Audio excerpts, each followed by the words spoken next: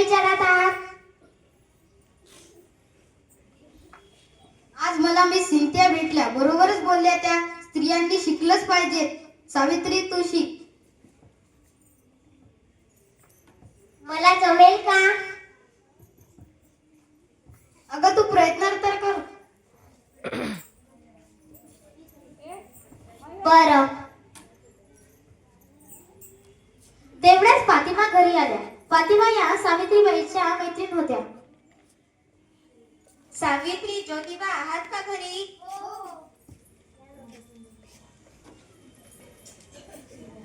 बसा बसा.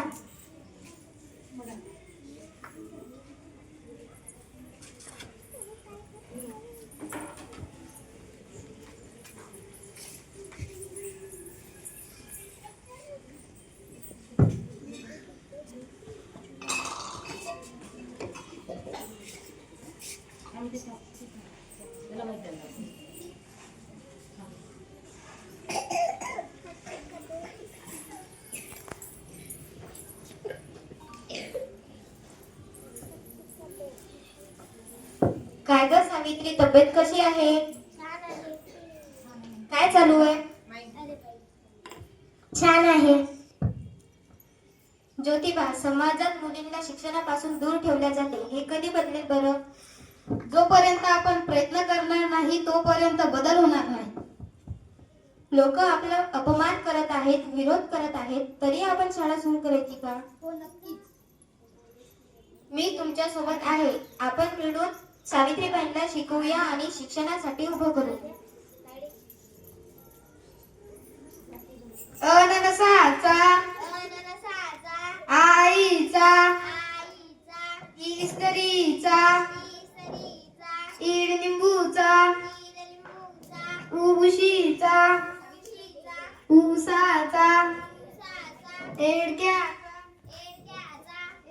अशा प्रकारे सावित्रीबाईंचं शिक्षण सुरू झालं. काही महिन्यानंतर सावित्रीबाईंचं शिक्षण पूर्ण झालं. नंतर सावित्रीबाई आणि ज्योतिबा यांनी फातिमाच्या घरात मुलींची पहिली शाळा भिडेवाडी पुणे इथे सुरू केली.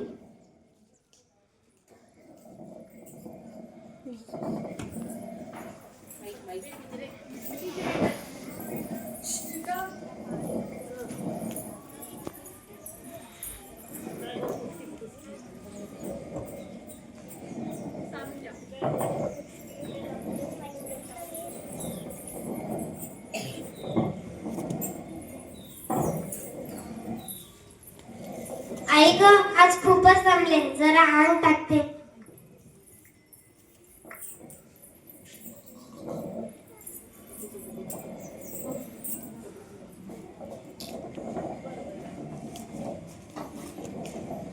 सावित्री, ए सावित्री, झोपलीस का? बाप रे, किती ताप आला तुला. चल आपण दवाखान्यात जाऊ. नको, माझा ताप असाच निघून जाईल. बरं, माझं जरा ऐकाल का? मला एक नवीन साडी आणून देता का? बरं, आणतो मी तुला साडी. बरं, मी जेवण बनवायला जाते. अरे, माझी सावित्री तर अशी साडीसाठी हट्ट धरून बसणारी नाही. बघावंच लागेल माझी सावित्री अशी साडीसाठी हट्ट काढते.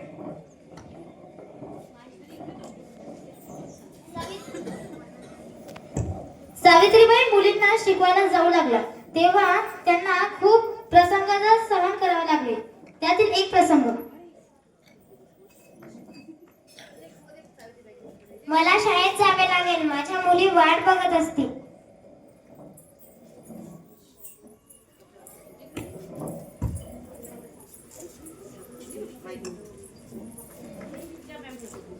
अगं कसा आलीस का परत? चल निघ इथून.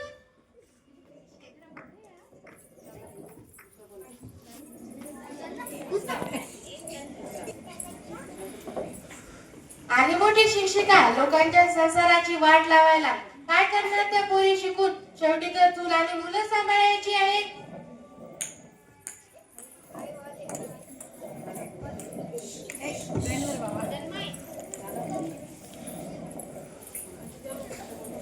अरे दिसली ती होता सकाळी माझं तू.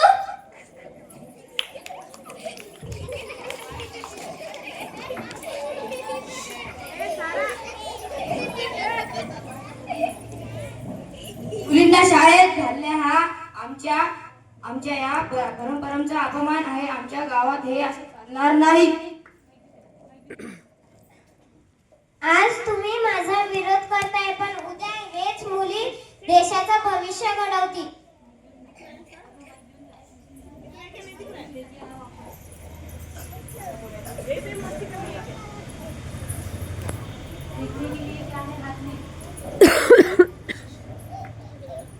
बाई शिकली तर ती नवऱ्याच्या शब्दात राहणार नाही, म्हणून आम्ही याला विरोध करतो. स्त्री शिकली तर ती पूर्ण घरात ज्ञानाचा उजेड पसरवेल.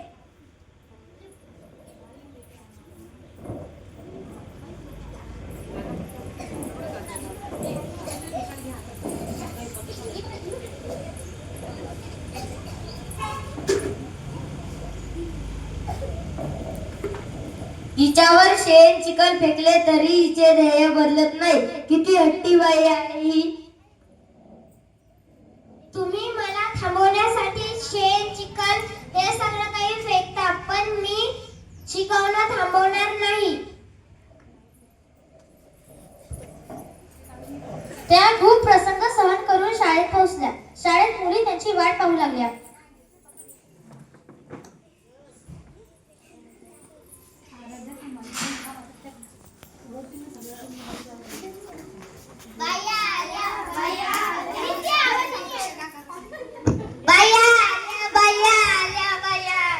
नमस्कार बाई, तुमच्या अंगावर एवढी घाण कशी? तुम्ही ओल्या कशा झाला?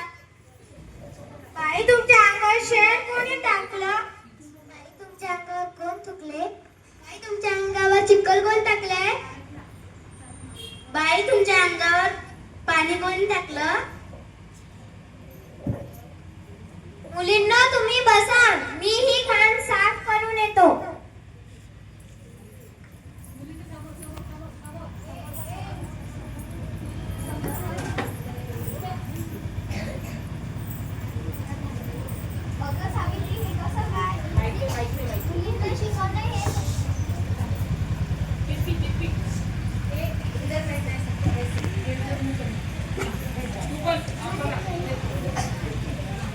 मुलींना शिकवणे हे स्वप्न काय सोपं नाही. लोकांचा विरोध वाढतच चाललाय. विरोधस्त आपली परीक्षा आहे. भीतीपोटी थांबला तर शिक्षणाचा दार कायमच बंद राहील. तुझ्या घरामुळे हे सोपं झालं, नाही तर हे खूप कठीण असतं.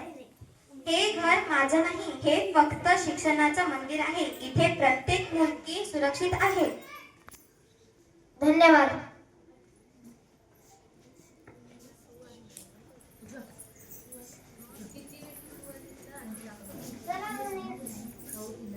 चला मुलींनो, आता आपण शिकूया.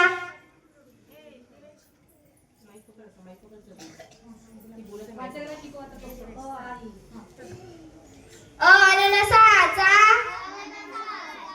आईचा, इमारतीचा, ईडलिंबूचा, अशा प्रकारे सावित्रीबाईंनी मुलींचं शिक्षण सुरू ठेवलं.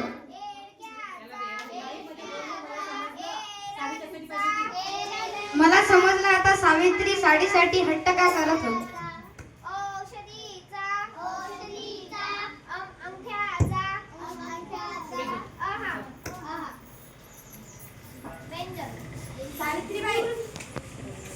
सावित्रीबाई, मुलींना शिकवणे चुकीचे आहे. समाज बिघडेल. तुमच्या अशा बोलण्याने वागण्याने मला काहीच फरक पडत नाही. मी शिक्षण थांबवणार नाही. शिक्षणामुळे समाज सुधारतो. मुलींनाही शिकण्याचा हक्क आहे. लोक तुमची निंदा करतात, तुम्हाला त्रास देतात. निंदा सहन करेल, पण शिक्षण थांबवणार नाही. आम्ही अज्ञान दूर करून शिक्षणाचा प्रसार करत आहोत. तुमचा विरोध बरा नाही. स्त्री आणि पुरुष समान आहेत. ज्या ठिकाणी स्त्री शिकते तिथेच खऱ्या अर्थाने समाज उभा राहतो. तुम्हाला तुमची चूक कळाली. या आता मुलींना सोबत शिकवूया. गावकऱ्यांना त्यांची चूक लक्षात आली. सावित्रीबाईच्या हट्टीपणामुळे ते झुकले आणि स्त्रियांना शिकण्याची मुभा मिळाली.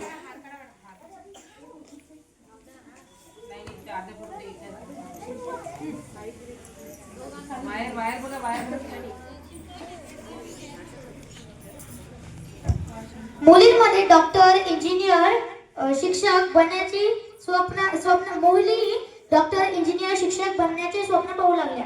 अशा या महान देवी सावित्रीबाई फुले व त्यांना शिक्षणासाठी प्रेरणा देणाऱ्या ज्योतिराव फुले व फातिमा यांना माझे कोटी कोटी नमन. धन्यवाद.